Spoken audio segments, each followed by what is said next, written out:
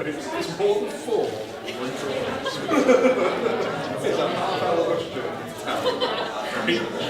So, behind me saying, there'll be a natural point of practice, and if you start to feel that, it's done. And you start to, I am, that's what I'm trying to get. Stop it!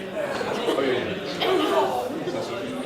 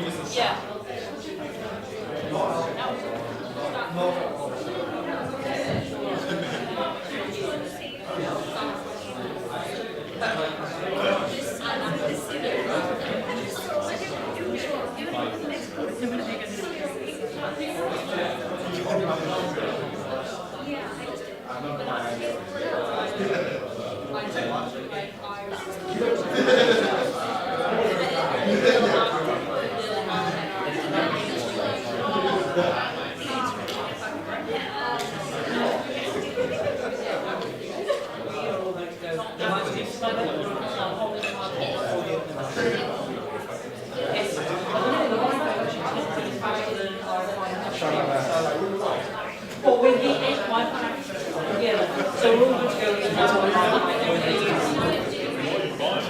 I'm just gonna like, no, I'm getting like an oasis. They're gonna come in with me after that. Going back to Emily's cookies.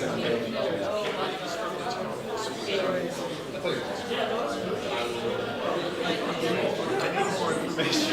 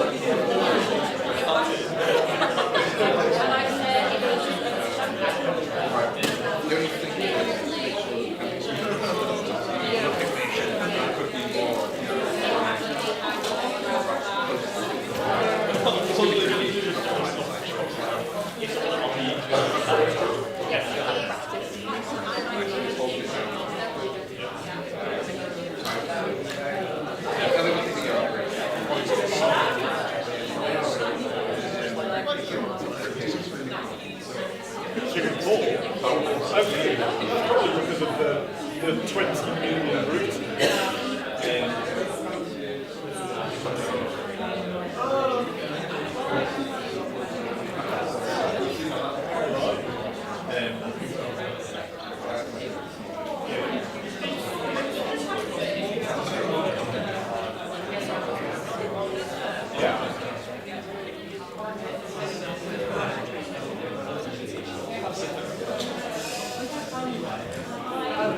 We'll get started about 1/4 by the way.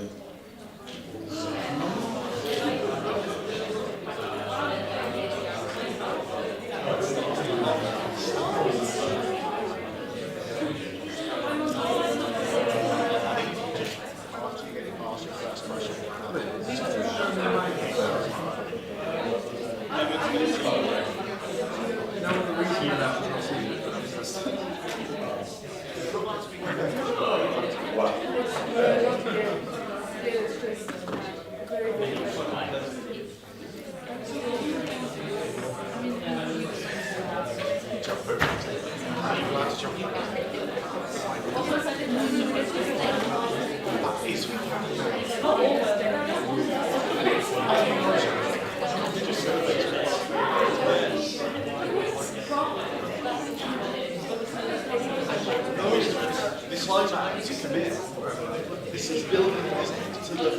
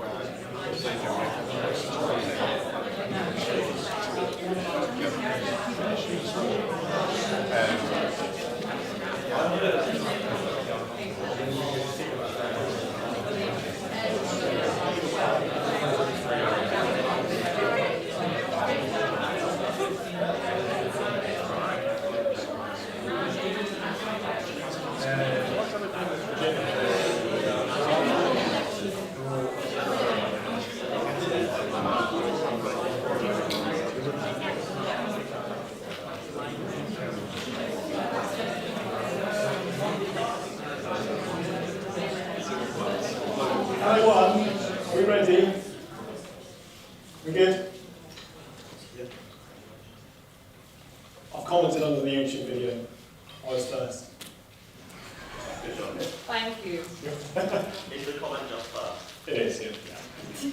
Hang on. It's not cutting. What do you mean? It says no, the live Oh, there we go. It's published. Good thing I checked.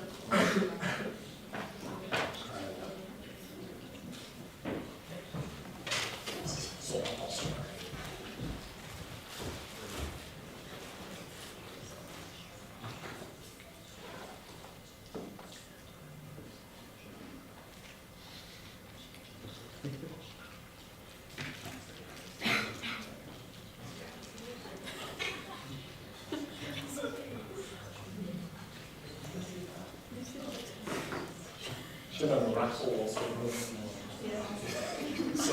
Oh, thanks, Greg.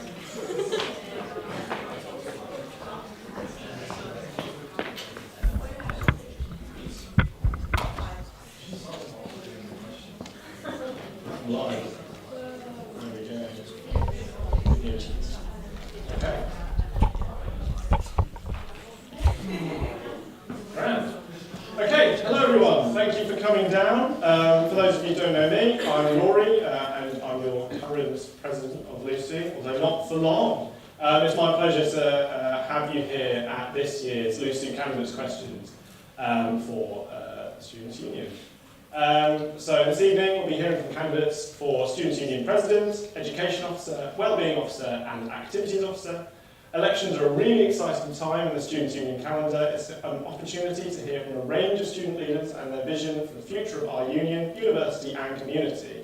This evening will be a relaxed and informal event. Whatever happens, putting yourself out there to be an election candidate is a massive challenge, and so with that in mind, there are a few things I'd like to run through to help ensure this event is accessible. We'd love to see you support the candidates and the things they have to say, so please do show your enthusiastic support. Some challenging topics around issues that students face may be raised as part of the event for this evening. If anyone feels overwhelmed or like they need a quiet space at any time for any reason, then the foyer is reserved as a secondary quiet space, so that's just outside those doors. I'd also like to thank our excellent student media groups for providing live coverage this evening, so thank you to the team at LA1. And welcome to anyone joining us as a viewer on the live stream. Hello.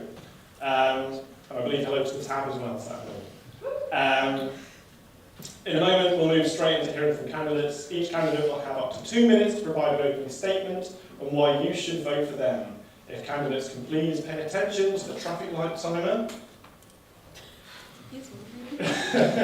Amber will indicate, I need to carry on to it. So green, you're okay. Amber will indicate 30 seconds left, and red will indicate time up, so please make sure that you wrap up once the red light is illuminated. It'll also beep really obnoxiously, so you can't miss it.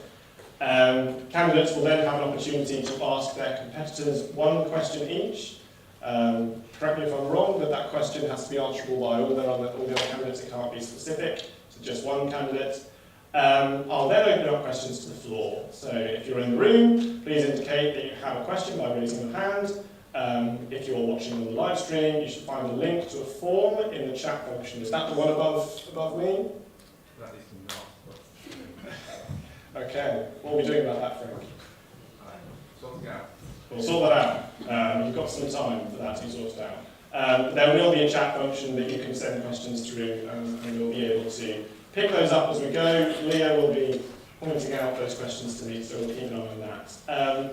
Yeah, so please follow that link to raise your question and do so in good time so that we can receive it and pose the question before moving on. If you're in the room, I do believe Chi will be running around with a microphone to make sure we can hear your question. Can you give everyone a wave, Chi? There you go. Okay. So you may notice that in the interest of time, I will not be able to take all questions this evening. This is to prevent the event from running on for an inaccessibly long amount of time. But if your questions aren't asked, I really encourage candidates to engage with people in person and online, just to make sure that we can get all those questions answered. So there's a range of opportunities throughout the campaign to hear questions and answers from candidates, and this forms one part of that. Any questions that are not asked asked from submissions to the online form will also be circulated to candidates after the event so they can provide a response if they wish.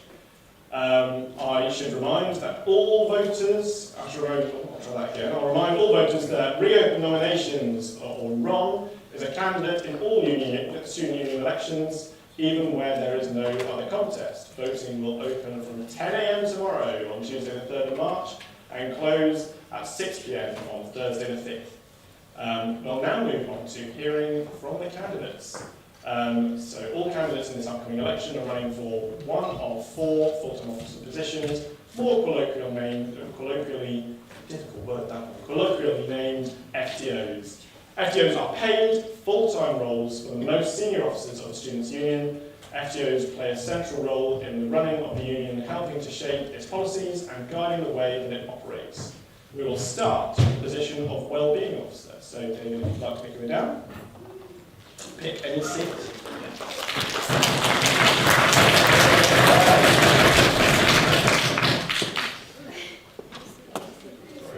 The mic. That's not to David. You can keep that yourself.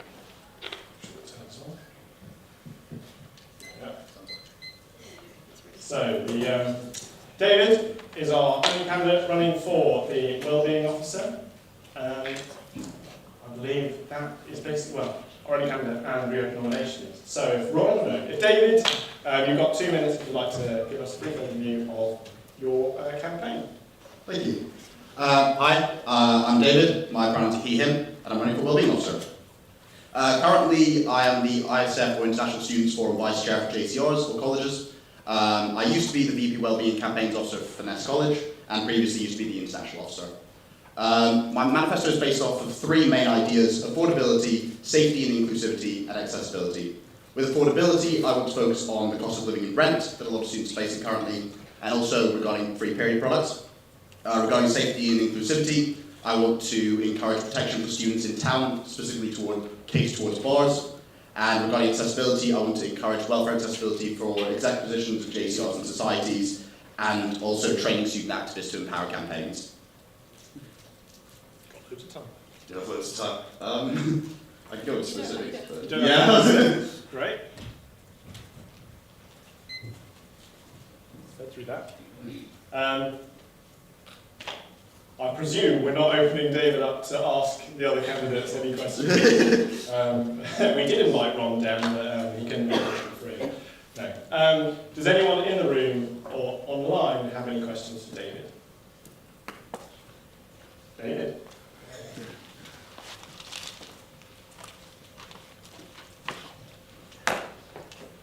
Hello. Yeah. So I'm also David. I'm also Finesse alumni, and I am currently PhD second year. So an open question I might ask the other candidates too is how might you reach out to mature students? There's a lot of students like me who are older. We don't tend to get involved with stuff. I'm exceptional if I say so myself. But yeah, how might, as Wellbeing Officer, how might you look to connect with people who don't typically see themselves as perhaps like typical students? Yeah, this is thank you. Yeah, it's a really good question regarding mature students, and I think something to focus on is that, like, a lot of my manifesto points specifically catered towards not just one group of people, but to all groups of people, for all students. The way that I'd like to encourage mature students to kind of like get involved, I know that for a lot of students, especially not, like potentially not for PhD students, but for undergrads who are over the age of 21 who come to university, a lot of them might feel, separated from like the people who they, especially if they move to accommodation in the first year, they're going to feel uncomfortable about like the people who they're around because they're going to be a lot younger than them. What I kind of want to do is encourage, as much as it helps for them to get involved with events, I think it's also encouraging them to like finding their own groups of people. What I would like to do is, while I'm trying to promote inclusivity, especially in town, with bars, when especially for mature students, if they want to enjoy their nights out in the same way that under 21 might be wanting to enjoy their nights out as well. Ensuring that staff and security are trained on being able to help them out in case of any discrimination they might face. Great. Any more in the room? go, I think the furthest corner was first up, so go there first. And then we'll take one from online next. Thank you. So I am one of the city councillors on representing the University Ward on Lancaster City Council, and in my role I do try to work with the Students' Union to improve things in town, and currently I know Leah has a campaign about street lighting in town and trying to improve that for student safety. Do you have any ideas of how you would want to work with, like myself and my colleague Tom, who's not here, and the City Council to improve town for students? Yeah, I mean, regarding the street safety, it's definitely something that I've already kind of been engaged with. I helped Leah out on the walk, and you know, if that's not something that Leah's able to complete by the end of her tenure, I'd definitely love to take that up and like continue on with that work, and obviously include you on that, or speak to you about that to see what you kind of may focus on your own end. But I mean, similarly to what I said earlier about ensuring protection for students in town, something that I'm really passionate about. It's something that I noticed during Freshers Week, especially, that like a lot of students don't seem to feel safe in Lancaster currently, and it's something that I really want to address. And I know that that's something that you want to work on as well, I believe, of making sure that, especially around bars, that bars are, you know, trained on security, providing anti-spiking provisions and stuff. And it's something that I definitely would love to contact you about and continue on with that work going forward if I do get elected in this position. We'll take one from online now. So this question is targeted at you, David. So in your role as Wellbeing Officer, do you have any ideas for improvement or campaigns targeted specifically at improving support for student mental health? Yeah, regarding student mental health, it's something that I'd really like to address, especially for, I mean, yeah, I want to encourage student campaigns generally, but especially regarding mental health, something to do with LGBTQ plus students. A lot of them face a lot of, you know, poor mental health because of the things that they go through, and I really want to kind of encourage, you know, the university to be providing more mental health support. What I've noticed from, especially recently, trying to contact the mental health support team at the university, the timings for a lot of them often take around 2 weeks. Something else that another thing that I'm trying to work on as well is regarding, you know, students, a lot of execs try to contact the university through UniSafe, and if it advertises as it's going to be responded within a day, that's barely ever the case. I've never heard it be the case. And also, if it's submitted anonymously, it's just not responded to at all. With both those things, I know the university is trying to bring in a policy currently, which is a single point of access. That means the university, like students will find it a lot easier to be able to contact the mental health service at this university. I do have my hesitations around it just because I don't know how the university is implementing. I've been to one of the meetings and it felt like they were doing it slightly too rushed and not actually considering all the options that could take place within it. But it's something that I really want to work on and encourage that you know, students that need the mental health support can get it instantly rather than having to wait a long time, because, you know, even a week is way too long for students who are you know, facing severe mental health crises, and it's something that I really want to address. Thank you. Any more from the floor? Yes.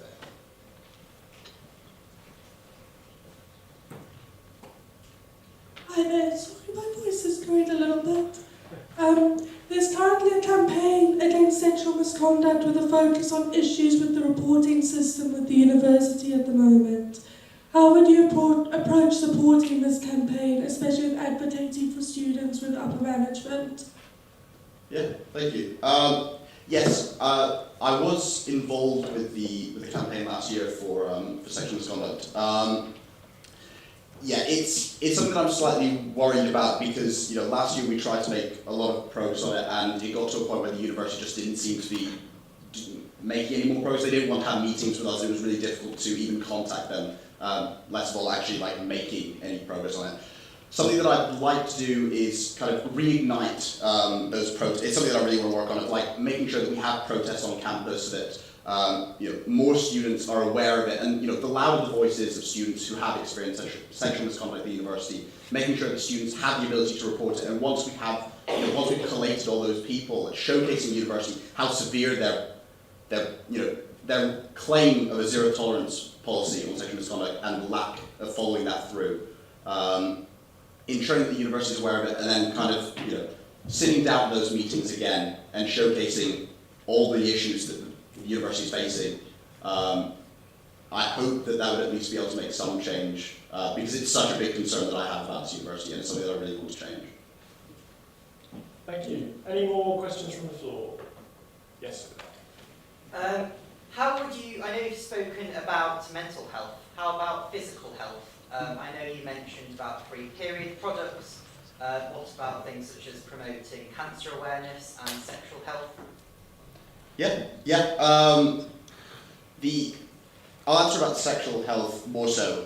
It's something that I really want to work on as well, of contacting the NHS regarding improving the sex education at this university, because a lot of students will come to university not having experienced anything, not having had the education from previous school, depending on where they've come from. And it's something that I really want to ensure that this university is providing that support for students, making sure that they have those trainings, whether they're in person or whether they're online, but also discretionary training so that they don't feel uncomfortable. Regarding cancer awareness, it's something that I've not really looked into so much, but it's definitely something I'd like to get involved with if there are students who really want, because I know that there have been students, even in the last year, who passed away from cancer. I want to encourage all sorts of campaigns that students want to run, and anything that you'd like to run as well, I'd be more than happy to kind of work alongside you to make sure that those are supported by LUSU and supported by myself. Thank you. Great.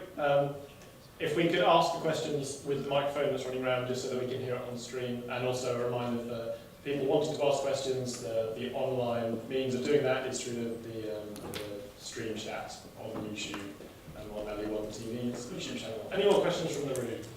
Ben. Hello. Okay, so as someone that is involved in both the JCR and the Vision Campaign Forum systems, how might you try and go about intersectionality between these groups as a wellbeing officer?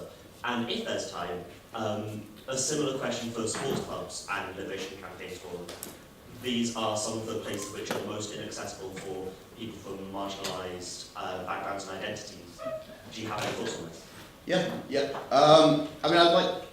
I completely agree. I think the previous wellbeing officer prior to Leah kind of focused more or so on JCRs. Leah's focused a lot more on LCOs. Yeah, I think because of the groundwork that both of them have laid, I think I'd really like to kind of collaborate those two, encourage networking events between LCOs and JCRs, to, bringing LCOs along to training, for instance, for JCRs, so that JCRs know who you are, how to contact you, and the ease of being able to contact you, so that you can then collaborate on those events together. And the same thing for the sports societies as well. Because obviously we've had in the past Women's Plus networking events. I think we've also had, or something that I'd like to bring in as well, is international networking events. Obviously the ISF, the International Students Forum, is trying to bring that in, but it's something that I'd really like to support as the wellbeing officer. But it's the same thing with sports, because I completely agree that it's quite difficult currently for a lot of, especially trans students, to try to get involved with sports. I know that we've made a lot of progress within LUSU, but it's something that I'd definitely like to work on and encourage to make sure that your trans students do feel like they can be included in these sports, and make sure that obviously it's not really under my remit to be able to do that accordingly, but supporting the activities officer in the next year in the same way that Leah supported the activities officer from last year is definitely something that I'd like to work towards. Can I just check, were the doors locked? Yes. Cool, right, we'll get that sorted. Everyone's gagging to get in and listen to you, David. Next question I'll take from online. How would you support JCR wellbeing officers in their role? As a previous wellbeing officer, I've kind of experienced all sorts of different versions of meetings that we've had. We had we used to be called a wellbeing inclusion group, and I know that it slowly became less and less popular just due to the lack of interest from a lot of JCRs. Was the question? JCR wellbeing. Well, you support JCR wellbeing? Yeah. Something that I'm not sure if it's something that I'd like to bring back, just because I'm not sure how useful it was in the first place. because I don't want it just to be a meeting for the meeting's sake. I want it to be a meeting where it can be, you know, a collaborative effort. I think the biggest thing that Leah's been quite conscious of is the wellbeing officers should be more of, you know, promoting campaigns, because, you know, as wellbeing officers, we're not licensed therapists, we're not trained to support students through things that, you know, we're not trained in. It's something that I'd like to push more towards, of ensuring that students are aware of how to campaign, make sure that students know where to go, and encourage more students to come back to the wellbeing officers, whether it's myself or whether it's to the JCRs, with the things they're passionate about, so that we can then encourage them, we can empower them to make them seem, you know, make the university hear the things that students are passionate about. And yeah. Thank you. Any more questions from the floor? Yes, Emily.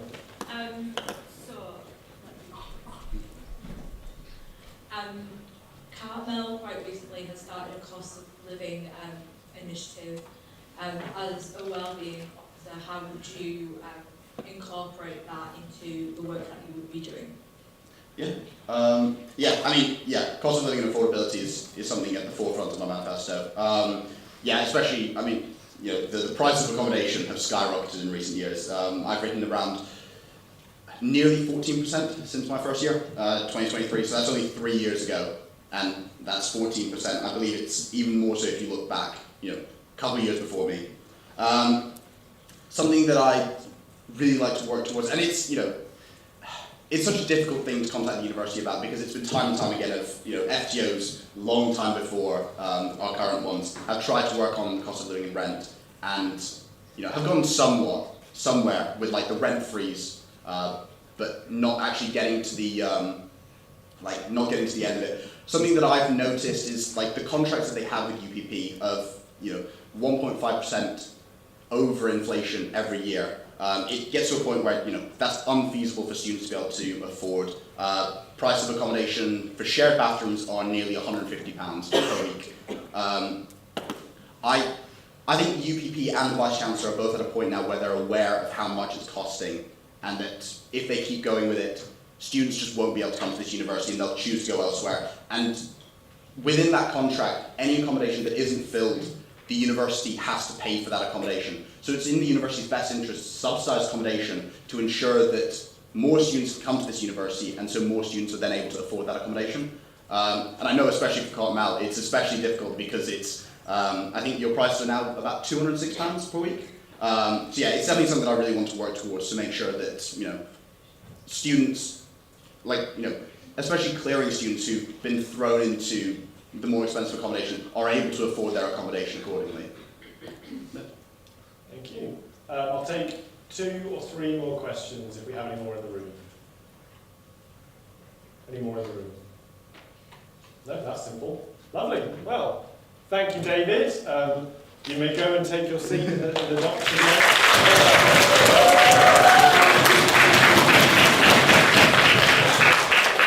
Next up, we have Education Officer. So please, could we have Nadia and Neve come and take your seats.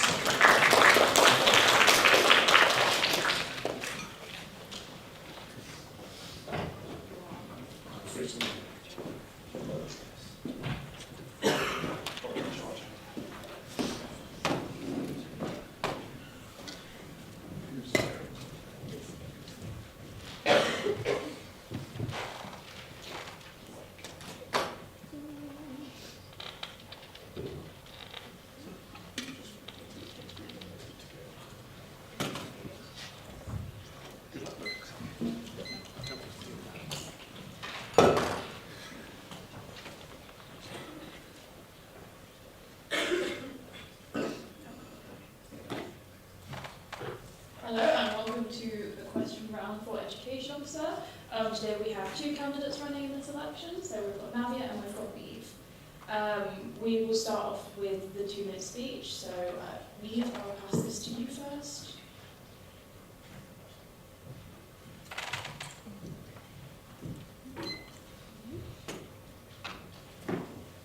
Hello everyone, I'm Neve, I'm a third year fine arts student and I'm the current faculty rep of FAS. But before I kind of get into all my roles and everything, I'm going to briefly talk about my manifesto.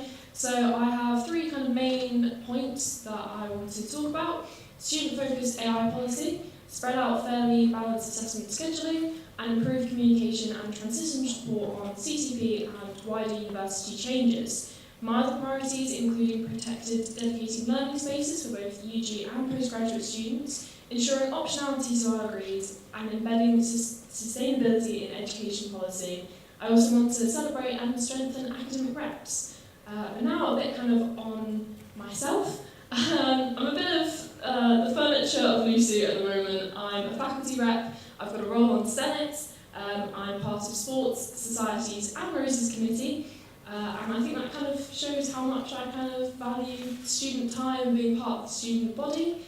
I think being a faculty rep is something that makes me really stand out for the role of education officer. Education officer is something that directly works with that kind of upper level of governance within the university, and I think it's something that for 2 years I've got vital experience of working with, and it's something that I know I can take forward and I know I can deliver on my manifesto points. So that's kind of a bit about me and why I think I'm the best candidate.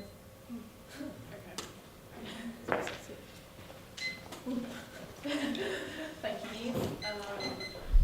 After that, we'll have Nadia, and then once Nadia's done her speech, we will then get the candidates to ask each other questions. So, Nadia, when you're ready. Good evening, everyone. My name is Navya Vishisht, and I'm a Senate member, FST PGT rep, and LU FTO Vice President. I'm running for education officers because I want to ensure every student has a fair and supportive academic experience. As a Senate member, I already represented students at the highest level. My priorities are transparent of assessments, student voice, and ensuring have access to their academic support and resources when they need that. I will also work to ensure postgrad and undergrad are properly represented. I will listen to your voice and represent you. Thank you, and I hope to earn your vote.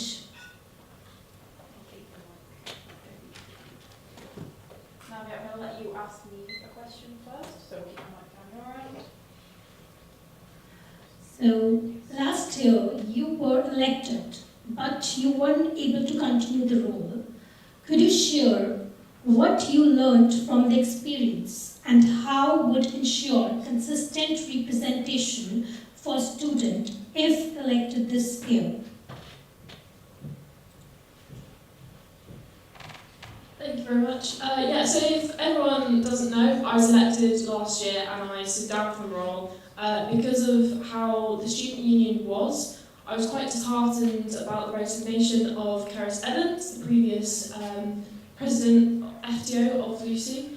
I think it was something that at the time in LUSU there was a lot of bad behaviour and there was a lot of, it was just a very uncomfortable environment that I didn't want to step into, I didn't really want to be part of. I think that's something that's really kind of, I've taken forward this year and I've been even more involved in the SU, and I'm very much happy to say that there's been a lot done by staff, by FTOs to combat that, and I think it's something that I'm very much happy to kind of be part of again, and yeah, I hope that answers your question.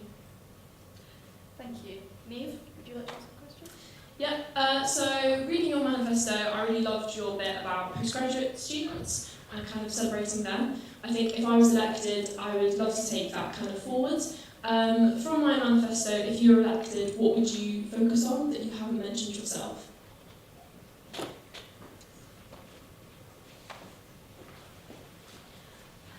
So I have not mentioned about the AI thing you have mentioned in your manifesto. So if I'm elected, so I would like to also include that because I think that is a valid point that you have added in your manifesto. We will now put questions to the floor, so if you have a question, please put your hand up and we will get you with your mic. Any questions for our education officer candidates? Yes.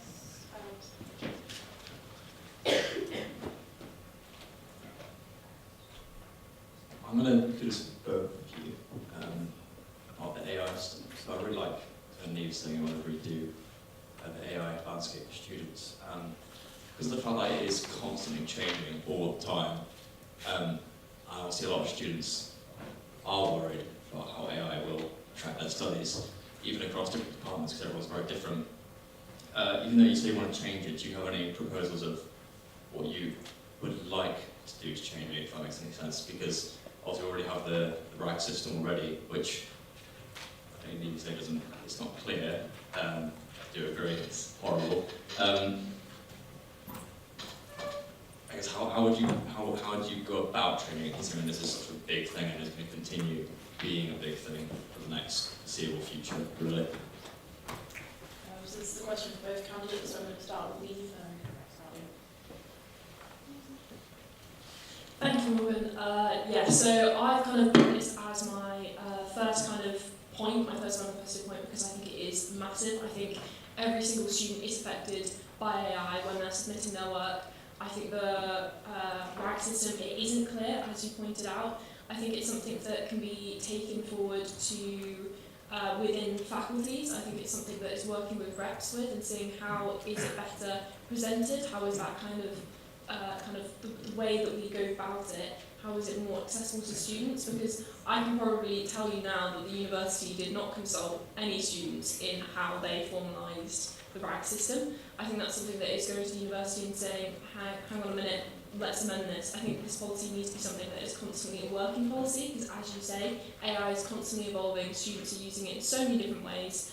And I think a thing that you haven't mentioned is about lecturers and their personal views. It's something when speaking to reps, it's very much that it's kind of aware that actually departments have very much different kind of like attitudes towards it, and it's something that I very much want to make sure is standardised.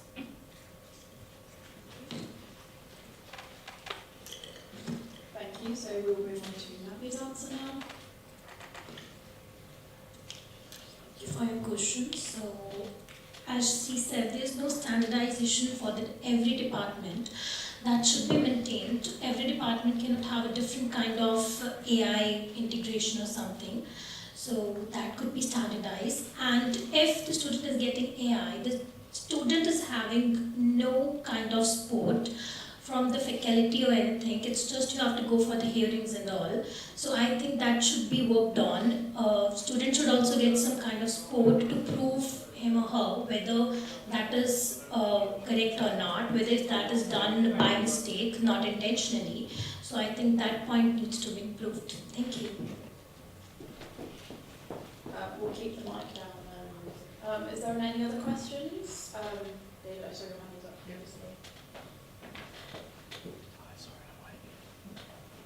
So yeah, just as an open question, because I've already asked the mature students question and I like to be original, how might you help students who are thinking of staying on for postgraduate study, the sort of student who's, if you like, on the fence about doing a master's and especially about doing a PhD, how might you facilitate them or help them or just even talk to them about maybe why it's a good idea to be a postgrad? Speaking as someone who's a postgrad myself, I would recommend being a postgrad. I'm enjoying it.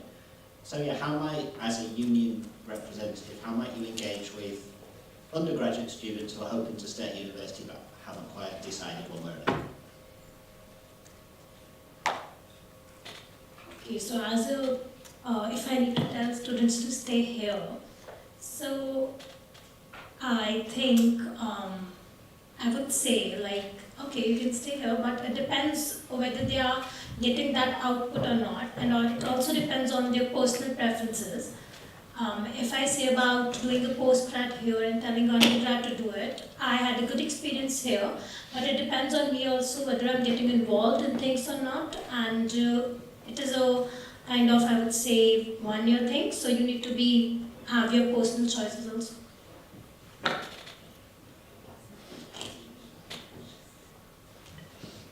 Thank you, Navia. So we're going to get a response from Neve now.